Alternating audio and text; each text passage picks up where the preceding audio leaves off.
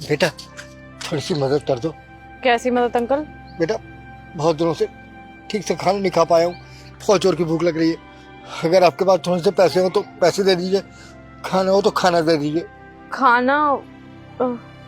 हाँ अंकल, इसके अंदर खाना है, ये आप खा लेना। बहुत बहुत धन्यवाद बेटा, भगवान तुम्हें खुश रखे।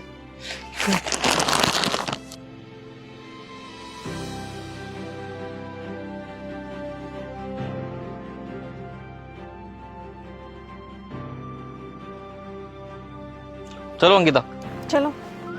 एक सेकंड, तुम्हारे हाथ में जो थैला था वो कहाँ है? वो थैला वो मैंने ना अंकल को दे दिया। वो बेचारे बहुत दिनों से भूखे थे, शायद वो कह रहे थे या तो खाना दे दो या थोड़े से पैसे दे दो। तो मैंने सोचा जब उसमें लंच है तो इससे बढ़िया तो उनका पेट भर दिया जाए ना, इसीलिए मैंने वो थैला अंकल को दे दिया।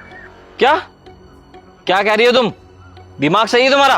अब तो क्या हो गया राहुल, इसमें चिल्लाने वाली कौन सी बात है? खाना था, दे दिया बेचारे को। वैसे भी उनको भूख लग रही थी और वो काफी दिनों से ऐसा लग रहा था कि उन्होंने खाना नहीं खाया। अरे सिर्फ खाना नहीं था उसमें, क्या था? उसके अंदर खाने के साथ पूरे 50,000 रुपए थे। 50,000 रुपए थे उस थैली में? तुमने मुझे पहले क्यों नहीं बताया? हाँ, कहाँ गए वो अंकल? इस साइड गए थे, बस इतना पता है। हो गया काम, कर दिया ना नुकसान। शक्ल तो पहचान लोगी? हाँ हाँ, पहचान तो लूंगी। तो चलो ढूंढो उसको।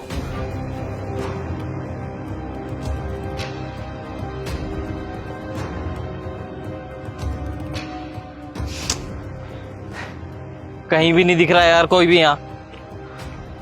क्या करें अब? मुझे तो लग रहा है गए पैसे। चलो वहां चल के देखते हैं। अरे राहुल, वो रे वो अंकल।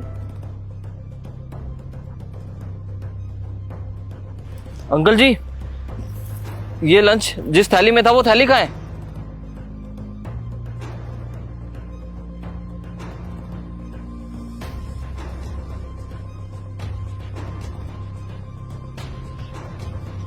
अंकिता, ये देखो पूरे पैसे मिल गए। थैंक गॉड, पैसे बिल्कुल सेफ हैं। अंकल, आपको पता नहीं चला कि इस थैली में 50,000 रुपए थे? आपने थैली वहां फेंक रखी थी। वो बेटा मैंने थैले में से खाना निकाला, ये मेरे लिए बेकार थी थैली, इसलिए मैंने वहां फेंक दी और यहाँ बैठ के खाना खाने लगा बस। बेटा मैं तो देखा ही नहीं कि थैली में 50,000 रुपए पड़े हैं।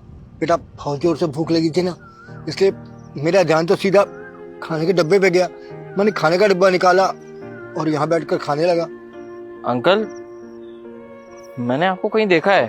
अरे बेटा भिखारी हूँ, सड़कों पर इधर उधर भागकर भीख मांगता रहता हूँ, कहीं से खाना मिल जाए, कुछ पैसे मिल जाए। कहीं भीख मांगते हुए देखा होगा? अरे नहीं, ये कैसी बात कर रहे हैं आप?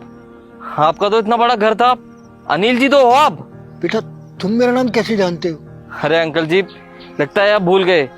याद है आपको 14 साल पहले जब मैं आया था इस शहर में, मैं किसी को नहीं जानता था, ना मेरे पास रहने का ठिकाना था ना खाने के लिए कुछ। और आपका इतना बड़ा आलीशान घर था, मैंने किराए के लिए कमरा मांगा आपसे, लेकिन आपने उस वक्त मेरी इतनी मदद की कि मेरे को फ्री में रहने के लिए कमरा दे दिया। और देखिए अंकल जी, उस कमरे की बदौलत आज मैं इतना बड़ा आदमी बन गया हूँ।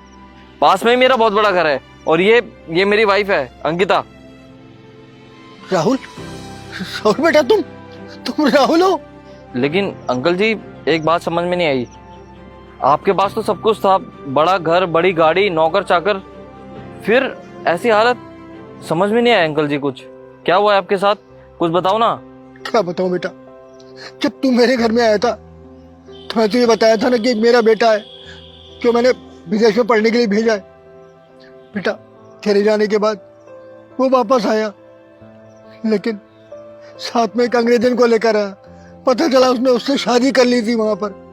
बेटा घर में आने के बाद उसने मुझे धोखा दिया, चालबाजी से मकान के सारे कागज अपने नाम करवा लिए, यहाँ तक कि जो जमीन जायदाद थी, पैसा था, सब कुछ उसने हड़प लिया।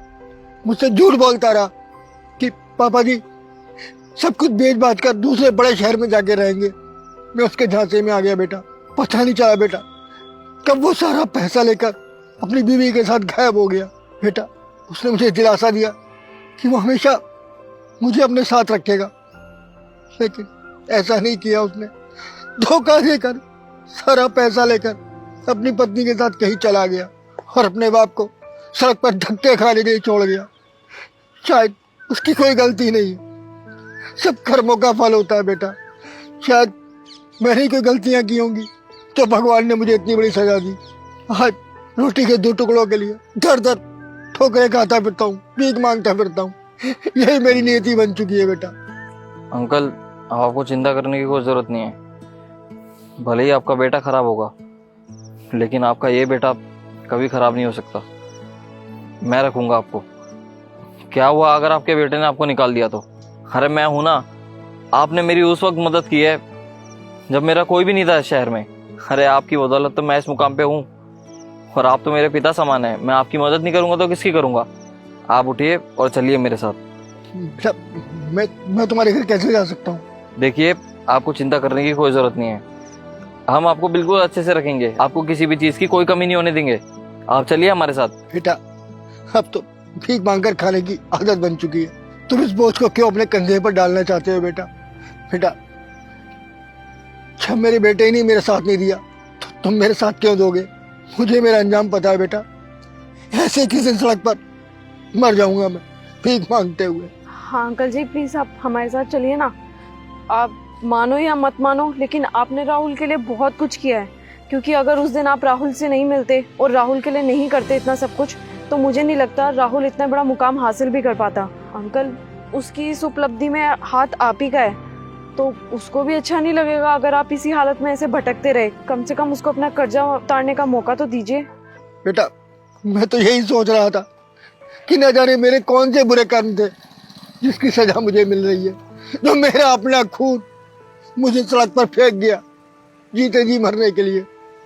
लेकिन मुझे नहीं पता था कि भगवान की मर्जी तो कुछ और है।